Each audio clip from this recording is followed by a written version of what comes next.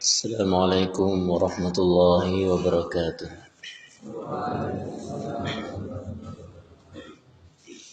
Alhamdulillah wassalatu wassalamu ala Rasulillahi wa ala alihi wa sahbihi wa man walah. Ikhwatal iman, kita lanjutkan kembali kajian tafsir Quran surat Al-An'am, dan pagi hari ini kita masuk pada ayat yang ke-164. A'udzu billahi minasy syaithanir rajim.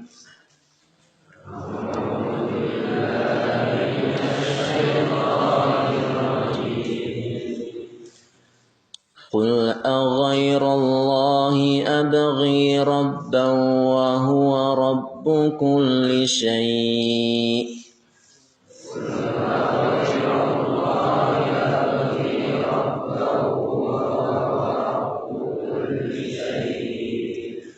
ولا تكسب كل نفس إلا عليها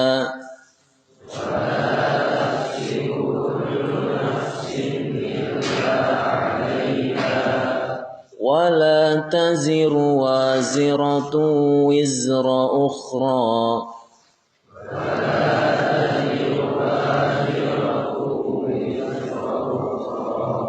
ثم إلى ربكم مرجعكم فينبئكم بما كنتم فيه تختلفون.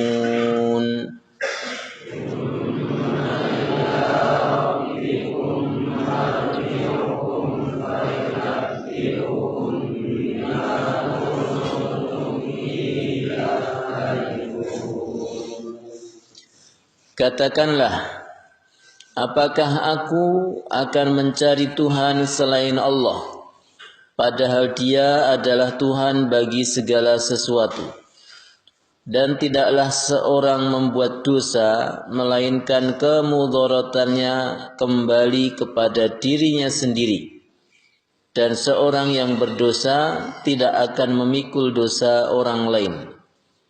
Kemudian kepada Tuhanmu lah kamu kembali, dan akan diberitakannya kepadamu apa yang kamu perselisihkan. Dalam ayat ini kembali Allah Subhanahu wa taala memerintahkan kepada Nabi Muhammad sallallahu alaihi wasallam untuk berkata kepada kaumnya, tepatnya untuk bertanya kepada kaumnya. Pertanyaan sebagai ajakan untuk berpikir menggunakan akal mereka. Pertanyaannya adalah, Qul aghayrallahi abghi rabban. Apakah kepada selain Allah aku harus mencari Tuhan, mencari Rabb, wa huwa rabbu kulli syai', padahal Allah adalah Rabb segala sesuatu.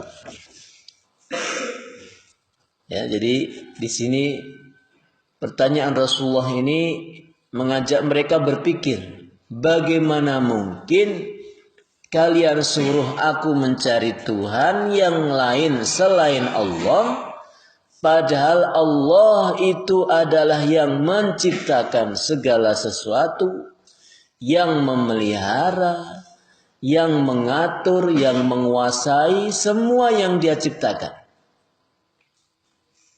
Ya, ibaratnya di sini itu orang-orang jahiliyah diajak menggunakan akal pikirannya yang tidak normal selama ini. Ada di sana Rabb yang paling kuat, Rabb yang menciptakan alam semesta, kok kalian malah justru menyembah Tuhan-Tuhan yang itu sebenarnya adalah makhluk-makhluknya Allah. Menyembah matahari, makhluknya Allah. kok disembah. Ya. Menyembah api, menyembah bumi, menyembah laut, bahkan binatang-binatang yang itu adalah makhluk-makhluknya Allah, sangat lemah di hadapannya Allah. Coba seperti misalnya antum ada 2 tawaran. Satu mau dikasih uang 1.000 rupiah. Yang satunya antum dikasih uang 1 miliar. Orang yang menggunakan akal pikirannya, ya, yang sehat, tentu dia akan milih duit 1 miliar. Kenapa? Karena lebih banyak. 1.000 dibanding 1 miliar. Milih mana? Nggak milih kalau nggak ada. Andaikan itu ada, maka akal pikiran kita akan memilih mana yang lebih banyak. Antum dikasih mobil pickup, terus yang satu mobil Ferrari. Kalau antum paham itu mobil, maka antum milih mana? Mobil Ferrari kalau antum tahu itu. Maka ikhwah rahimakumullah di sini, ya. Orang-orang jahiliyah diajak berpikir oleh Rasulullah Sallallahu Alaihi Wasallam bagaimana menyembah sesuatu yang sangat lemah, yang tidak bisa memberikan manfaat, yang tidak bisa memberikan madarat, bernama berhala. Berhala itu diajak ngomong aja nggak bisa, dipukul aja dia nggak akan nangkis gitu, ditendang juga dia nggak akan balik nendang. Itu berhala, ya, disembah oleh orang-orang jahiliyah. Sementara di sana ada Allah Subhanahu wa taala yang mengatur alam semesta ini, yang mendatangkan siang, mendatangkan malam, menurunkan hujan, menumbuhkan tumbuh-tumbuhan, memberikan makan makhluk-makhluknya, memberikan rezeki kepada siapapun yang ada di dunia ini, bahkan dari makhluk yang paling kecil sekalipun. Memberikan kebahagiaan dengan mendatangkan kita keluarga, anak-anak, tetangga. Itu semua yang ngatur siapa? Allah. Mustahil alam semesta ini berjalan dengan semestinya kalau tidak ada Rabbun, tidak ada yang mengatur. Jangankan cerita alam semesta, dalam sebuah komunitas, keluarga misalnya, gak ada kepala keluarga, repot, nggak jalan. Atau di pesantren kita inilah, tidak ada yang mengatur, ya babak belur, ya. Misalnya musyrifnya pamit, alakotnya babak belur, ya, bubar. Nah, segala sesuatu itu pasti ada yang mengatur. Dan alam semesta yang begitu dahsyatnya ini pasti ada yang nggak mungkin yang mengatur matahari, nggak mungkin yang mengatur sapi, sebagaimana Tuhan-Tuhannya orang-orang kafir, atau bahkan ada yang menyembah tikus. Bagaimana tikus disembah, dianggap sebagai Tuhan? Waliyadzubillah. Maka ikhwah rahimakumullah, di sini kadangkala salah satu metode berdakwah itu adalah mengajak berpikir dengan melontarkan pertanyaan kepada orang yang kita dakwahi. Ini salah satu dari cara berdakwah. Bertanya bukan karena tidak tahu, tapi bertanya untuk diajak berpikir. Aghairallahi abghi Rabba wa huwa rabbi wa huwa rabbu kulli syai'. Bagaimana aku mencari selain Allah Rabb, padahal Allah lah Rabb segala sesuatu. Wala taksibu kullu nafsin illa 'alaiha. Makanya berkali-kali saya sampaikan bahwa salah satu nikmat yang harus kita syukuri adalah kita memiliki Allah. Kita mengimani adanya Allah. Kita dilahirkan dari orang tua yang muslim, muslimah, sehingga tidak pusing-pusing kita mencari siapa Tuhan kita. Mereka mengajarkan fitrahnya kita sebagai seorang manusia bahwa di sana ada Sang Pencipta yang maha dahsyat besarnya yang wajib kita sembah sepanjang hidup kita. Wala taksibu kullu nafsin illa 'alaiha. Dan tidaklah seseorang membuat dosa melainkan kemudorotannya kembali kepada dirinya sendiri. Artinya apa? Kemudorotan atau bahaya atau efek negatif dari perbuatan dosa seseorang itu kembali kepada dirinya sendiri. Maka seandainya ada orang yang jahat,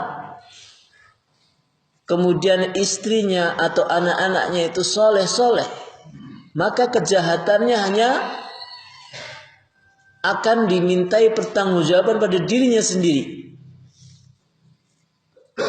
Atau sebaliknya, andaikan ada orang yang jahat lahir dari orang tua yang soleh, maka orang tuanya tidak menanggung akibat dari kejahatan anak-anaknya. Setiap orang bertanggung jawab atas perilakunya sendiri-sendiri. Maka betapa rugi banyak orang yang mengandalkan kesolehan keluarganya. Sing penting anakku ngaji, sing penting orang tuaku kiai. Mengandalkan kemuliaan dari keluarganya. Sing penting aku turunan nabi. Ada beberapa orang mengaku turunan nabi, tapi perilakunya jauh dari apa yang diajarkan oleh Nabi Muhammad sallallahu alaihi wasallam. Ini ayat ini sudah jelas sekali sebagai dalil bahwa setiap orang itu menanggung dosanya sendiri-sendiri. Maka iman itu tidak diwarisi. Iman itu hidayah pemberian Allah Subhanahu wa taala kepada setiap pribadi. Ada kalanya seseorang itu lahir dari orang yang tidak beriman, tidak masalah. Dan juga sebaliknya, ada kalanya na'udzubillah, seseorang yang jahat itu lahir dari keluarga yang soleh. Semua orang dipilih oleh Allah Subhanahu wa taala untuk mendapatkan hidayahnya sendiri-sendiri.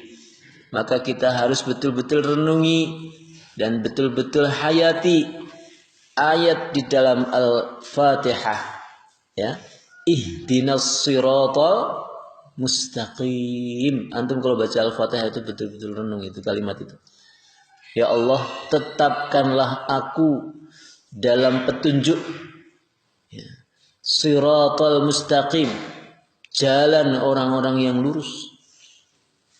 Supaya kita senantiasa dikumpulkan dan meniti jalan orang-orang yang diridhai oleh Allah Subhanahu wa taala.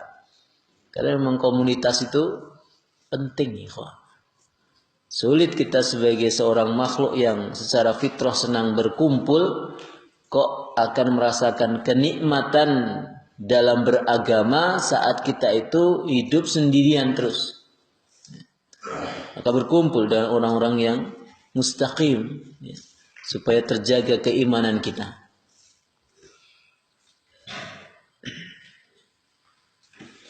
Kemudian ikhwan rahimakumullah dilanjutkan. Wala taziru waziratu wizra ukhra. Dan seseorang tidak akan menanggung dosa atau tidak akan memikul dosa yang dilakukan oleh orang lain. Ini sebagai jawaban dari akidah atau keyakinan orang-orang kafir yang mereka mengatakan bahwa manusia ini menanggung dosa dari Adam alaihissalam. Sehingga ada beberapa agama tertentu yang mereka membaptis seorang bayi yang baru lahir, karena bayi ini membawa dosa Nabi Adam yang diusir dari surga. Padahal Nabi Adam memang tercipta oleh Allah Subhanahu wa taala untuk dipersiapkan menjadi seorang khalifah di dunia ini. Maka dia tidak berdosa. Dia berbuat salah tapi sudah Allah ampuni dengan dalil fatalaqqa Adamu mir rabbih kalimatin fataba alaihi. Allah sudah ampuni. Sebelum turun ke bumi ini, Nabi Adam dan Hawa sudah Allah ampuni. Itu akidah kita. Akidah mereka dikiranya Nabi Adam berdosa diturunkan ke bumi ini. Padahal memang aslinya beliau itu diturunkan ke bumi ini sebagai seorang khalifah. Wa idh qala rabbuka lil malaikati inni ja'ilun fil ardi khalifah. Maka tidak ada ceritanya kalau dalam agama kita seorang bayi lahir membawa dosa orang tuanya sehingga kemudian harus disucikan, harus dibersihkan dosanya. Tidak ada. Kullu mauludin yuladu alal fitrah. Setiap bayi yang lahir dalam keadaan membawa fitrah iman. Tidak ada ceritanya bayi, Masya Allah ya. Bayi yang begitu lucu, bayi yang begitu menggemaskan. Kok bisa dikatakan memikul dosa orang tuanya? Tidak ada ceritanya namanya anak haram, tidak ada. Anak halal semua. Anak lahir dari perbuatan haram mungkin ya. Tapi kalau anak itu sendiri tidak menanggung dosa dari orang tuanya. Meskipun orang tuanya orang yang melakukan sesuatu yang diharamkan Allah. Lebih-lebih ketika seseorang sudah mulai dewasa, maka setiap orang tidak akan dimintai pertanggungjawaban atas dosa orang lain. Jadi nggak usah capek-capek mikir dosanya pemimpin. Setiap hari ada orang itu cerita aja dosanya pemimpin. Antum itu tidak dimintai pertanggungjawaban. Dosanya Pak Jokowi, dosanya para menteri, dosanya orang-orang korupsi. Tidak ada. Jangan sibukkan obrolan kita itu membicarakan dosanya orang lain. Kita itu ketemu aja enggak, ngerti masalahnya juga enggak. Setiap kita sibukkan diri sendiri memikirkan berapa dosa yang sudah kita lakukan. Bisa jadi dosa kita lebih banyak daripada dosa orang yang kita obrolkan. Kalau kita mau mendakwahi mereka, beramar ma'ruf nahi mungkar, maka dipersilahkan. Karena itu bagian dari agama. Tapi kalau menghibah dosa-dosa mereka, menceritakan dosa-dosa mereka kepada orang yang belum tahu, itu yang masalah. Tidak boleh. Ada orang misalnya ada teman antum misalnya, berkata kasar misalnya, ngomong jorok misalnya. Antum datangi, sebagai bentuk kasih sayang antum, fulan ya atau mas, dek, tak boleh lo ngomong kayak gitu. Saya gitu ya. Bahwa dalam agama kita ini diperintahkan untuk berkata yang sopan. Dia jawab, apa urusanmu? Ya urusanku adalah mengingatkan. Sudah tinggalkan aja, nggak usah ngurusi aku. Oh ya sudah. Ya. Mengingatkan sudah selesai. Kewajiban sudah tertunaikan, maka nggak ada urusan lagi setelah itu kita mengurusi dosanya. Sudah urusan dia kepada Allah Subhanahu wa taala. Maka dikatakan mengingatkan yang pertama itu hukumnya wajib, mengingatkan yang berikutnya itu hukumnya sunnah. Antum mengingatkan terus bagus, antum dapat pahala. Tapi yang paling wajib adalah yang pertama kali. Maka nasihat saya, jangan sibuk membicarakan dosanya orang lain, lupa dengan dosanya sendiri. Setiap kita itu tercipta membawa kesalahan dan dosanya masing-masing. Kalau kita sayang sama orang lain yang berbuat dosa, dakwahi dengan hikmah wal mau'izatil hasanah, dengan bijak dan contoh teladan yang baik. Thumma ila rabbikum fayunabbi'ukum bima kuntum fihi takhtalifun. Kemudian kepada Tuhanmu lah kamu kembali, dan akan diberitakannya kepadamu apa yang kamu perselisihkan. Kita semua akan kembali kepada Allah. Suka tidak suka, siap tidak siap, kita semua akan dipanggil kembali kepada Allah saat kita belum selesai menunaikan kesenangan kita di dunia ini. Ada orang yang baru mau membangun rumah, rumahnya belum jadi, mati. Ajalnya memang sampai demikian. Ada orang mau kuliah, dia pikir setelah kuliah dia akan kerja ke sini ke situ. Belum selesai skripsi, tewas. Ada banyak. Ada orang yang sedang mempersiapkan pernikahannya dengan gadis yang dia cintai. Baru mau malam pertama, is dead, mati. Banyak. Naudzubillah, tadi malam baru aja ya saya dengar berita ada anak-anak SMA merayakan ulang tahun temannya ini dicemplungkan di kolam ya. ulang tahun temannya ini dicemplungkan di kolam, ternyata dia nggak bisa renang ya.